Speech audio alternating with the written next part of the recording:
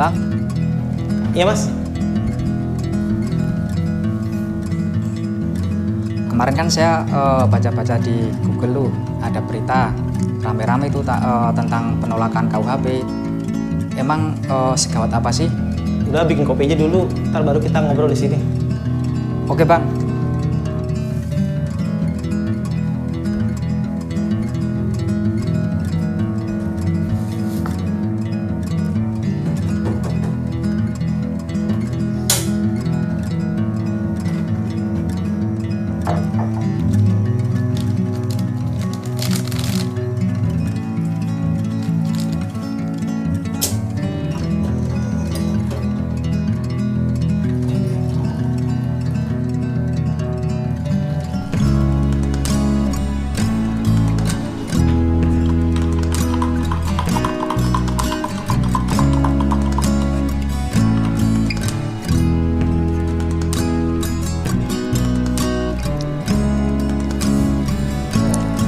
Bang, kopi dulu. Terima kasih mas. Iya.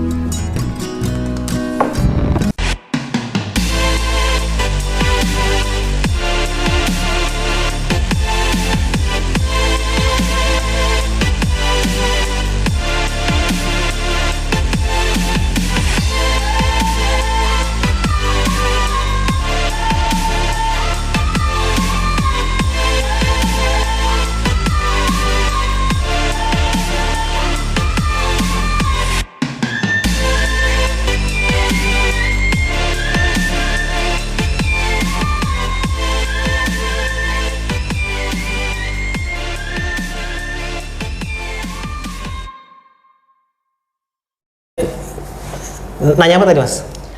Oh, enggak, gini soalnya kan Atau biasanya itu tutup dulu kali ya? Oh, soalnya kan kalau ada undang-undang yang meresahkan masyarakat, Bang Victor kan selalu di depan tuh. Itu gimana ceritanya? Untuk yang KUHP? Iya. Iya, jadi saya nggak tahu ya apakah yang Mas Jati tanya barusan kenapa saya tenang-tenang aja, maksudnya mungkin terlihat cuek ya, karena memang KUHP itu nggak bisa mas diapa-apain sampai 3 tahun ke depan. Nah ini yang jadi pertanyaan, banyak yang tahu nggak soal ini.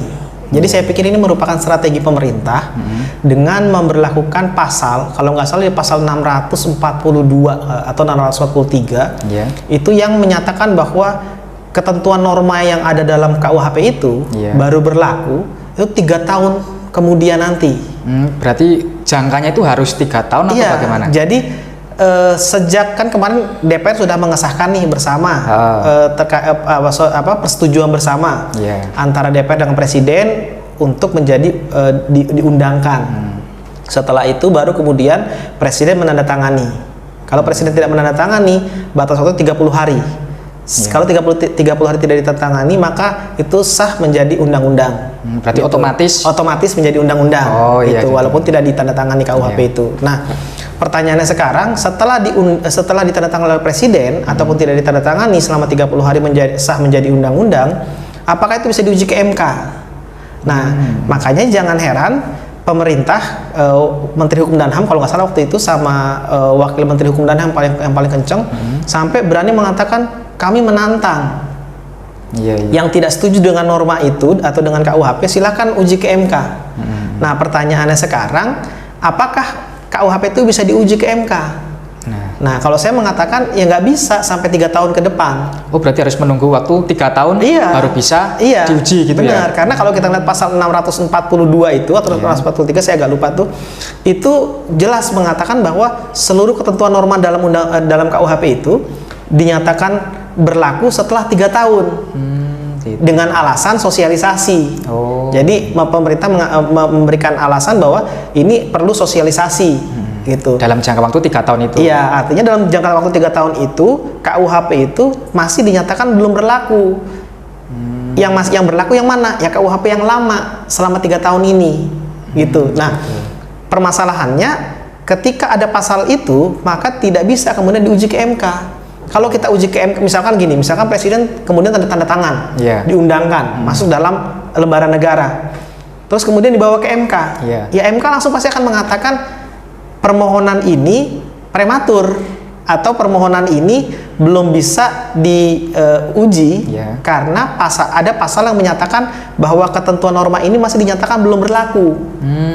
Nah, nanti setelah 3 tahun sejak diundangkan, barulah itu bisa diuji ke MK. Oh gitu. Gitu. Nah, ini menurut saya sih bagian dari strategi pemerintah sebenarnya. Strategi pemerintah karena apa? Karena apakah dalam waktu 3 tahun teman-teman yang concern menolak itu masih konsisten atau tidak?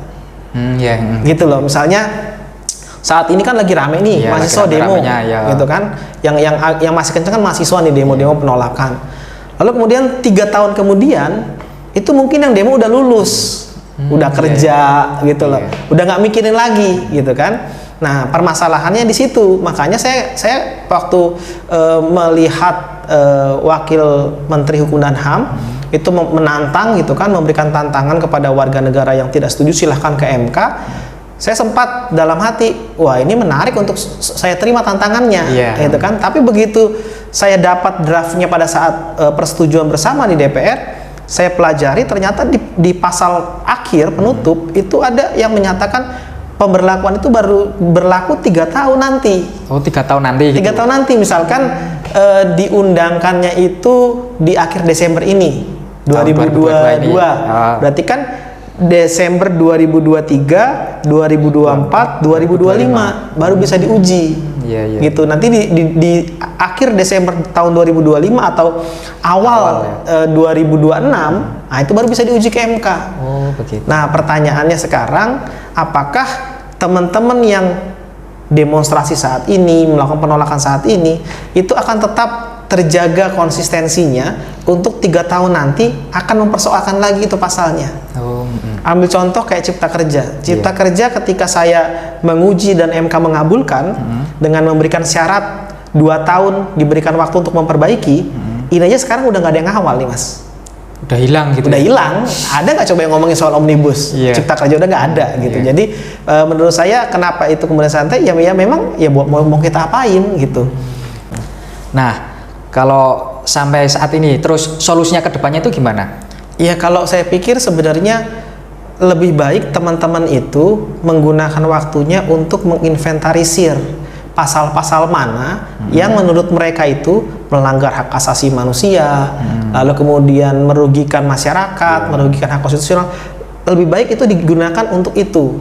Jadi menginventarisir, karena kalaupun mau ditolak, mau penolakan seperti apa? Karena DPR dengan Presiden sudah sepakat untuk menyetujui. Dan lagi pula juga ini kan sebenarnya KUHP ini kan bisa kita katakan kan awalnya warisan kolonial Belanda, Mas. Warisan kolonial Belanda yang kita anut, kita pakai untuk memberikan penjeraan kepada masyarakat kita sendiri, kan gitu. Nah, dari kalau nggak salah sekitar tahun 1963 ya, 1963-an lah, itu mulai ada usulan untuk membuat kitab undang-undang hukum pidana yang sesuai dengan keindonesiaan, bukan warisan kolonial. Bukan warisan lagi. Bener-bener kita buat sendiri. Nah, itu dari tahun 1963-an sampai sekarang baru jadi. Dari 63 sampai sekarang baru jadi gitu. Nah, kalau kemudian ditolak, itu kan ya menurut saya ya mubazir akhirnya kan. Artinya ini kan sebenarnya merupakan suatu hasil karya yang perlu kita apresiasi. Hanya saja menurut saya tidak semuanya buruk. Tidak semuanya isi dalam KUHP itu buruk. Ada beberapa memang yang melanggar privasi, melanggar hak asasi manusia, terlalu masuk terlalu dalam mengatur privasi seseorang misalnya gitu.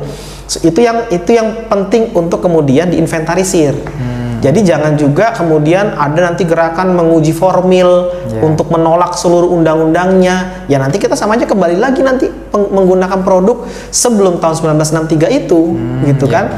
Nah, ini yang menurut saya sebenarnya seperti itu. Jadi kalau misalkan ditanya solusinya, ya menurut saya inventarisir saja pasal-pasalnya, lalu kemudian nunggu sampai 2026 nanti atau 2026 awal 2026 atau akhir 2025, gitu kan. Sehingga nanti ketika mau menguji itu sudah siap, alasan-alasannya, lalu kemudian dasar-dasarnya. Nah, itu yang menurut saya penting untuk dilakukan. Atau tapi ini sebenarnya sih agak sedikit apa out of the box, suatu terobosan yang perlu dilakukan, misalnya ya diuji aja pasal 643 itu atau 642 itu yang mengatur tentang pemberlakuan KUHP itu baru berlaku 3 tahun yang akan datang. Nah, dengan begitu kalau itu dihapus, maka otomatis ya akan berlaku saat putusan MK itu diputus. Misalkan undang-undang ini diundangkan di akhir Desember, lalu kemudian diuji pasal itu yang menyatakan berlaku 3 tahun, maka ketika MK nanti memutus, disitulah kemudian MK bisa menyatakan bahwa KUHP ini berlaku sejak putusan MK ini diucapkan. Nah, sejak itu baru bisa tuh dipretelin tuh pasal-pasalnya, nggak perlu nunggu 3 tahun. Nggak perlu nunggu 3 tahun. Nggak perlu nunggu 3 tahun karena pasal yang menyatakan untuk berlaku 3 tahun itu dimatikan di MK. Karena kan jadi kan kalau saya lihat konstruksinya dari seluruh KUHP itu, seluruh pasal yang ada dari pasal 1 sampai pasal 641-an itu tidak berlaku. Yang berlaku hanya satu, pasal yang memberlakukan tentang penundaan itu. Gitu loh. Jadi yang berlaku hanya baru satu, pasal 643 yang memberlakukan KUHP itu berlaku 3 tahun ke depan nanti. Ya hanya itu yang berlaku. Cuma hanya itu aja. Hanya yang itu. Berlaku. Karena sisanya itu dianggap tidak berlaku. Nah, makanya karena itu pasalnya masih yang berlaku itu yang bisa diuji ke MK. Diuji ke MK, minta dibatalkan karena misalkan menimbulkan ketidakpastian hukum atau apapun alasannya, baru nanti kemudian kalau itu dibatalkan oleh MK, maka otomatis pasal yang ada berlaku semua. Sehingga nanti KUHP yang lama udah dikesampingkan, sudah tidak digunakan lagi dengan menggunakan KUHP yang baru berdasarkan keberlakuannya berdasarkan putusan MK yang memutus itu. Jadi gitu Mas, makanya saya ya bukan kemudian tidak peduli atau apa, cuma ya memang nggak bisa diuji gitu.